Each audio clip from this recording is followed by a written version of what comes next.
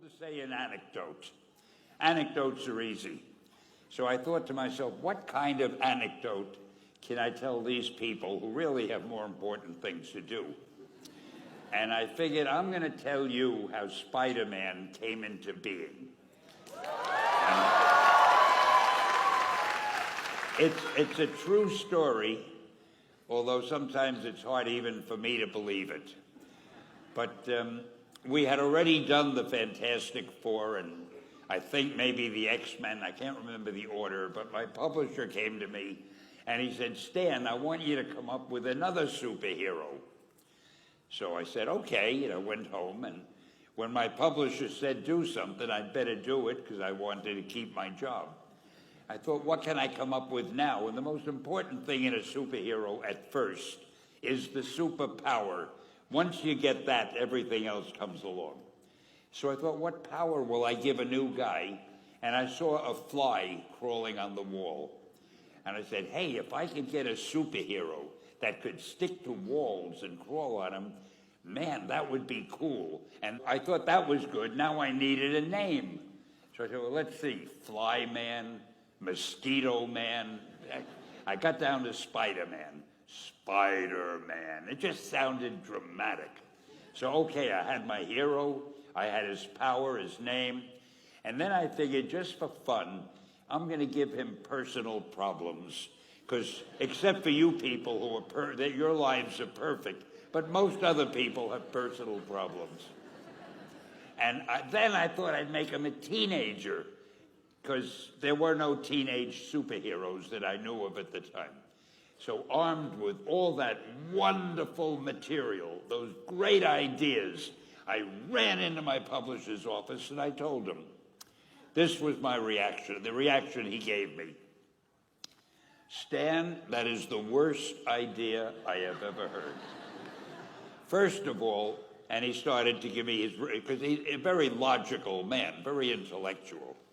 First of all, people hate spiders, so you can't call a hero Spider-Man. You want him to be a teenager? Teenagers can only be sidekicks. And you want him to have personal problems? Stan, don't you know what a superhero is? They don't have personal problems. Well, I left the office disappointed, but obviously a much wiser man. And I couldn't get Spider-Man out of my system. So we were about to kill a magazine. I think it was called Amazing Fantasy. It wasn't selling well, and we were sending the last issue to press. When you do the last issue of a magazine, nobody cares what you put in it because the book is dying. Just to get it out of my system, I put Spider-Man in Amazing Fantasy, feature him on the cover, forgot about it. A month later, all the sales figures came in. My publisher came racing into my office. Stan, you remember that character we both loved so much, Spider-Man? He said, let's do him as a series. Now, why am I telling you this? Besides the fact that I have to kill a little time. If you have an idea that you genuinely think is good, don't let some idiot talk you out of it.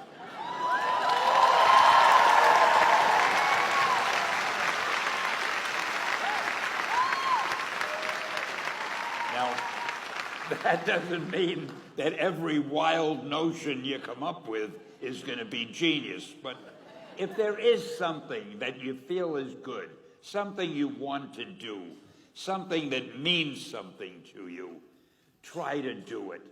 Because I think you can only do your best work if you're doing what you want to do, and if you're doing it the way you think it should be done, and if you can take pride in it after you've done it, no matter what it is. You can look at it and say, I did that, and I think it's pretty damn good. That's a great feeling. So don't let idiots talk you out of something that you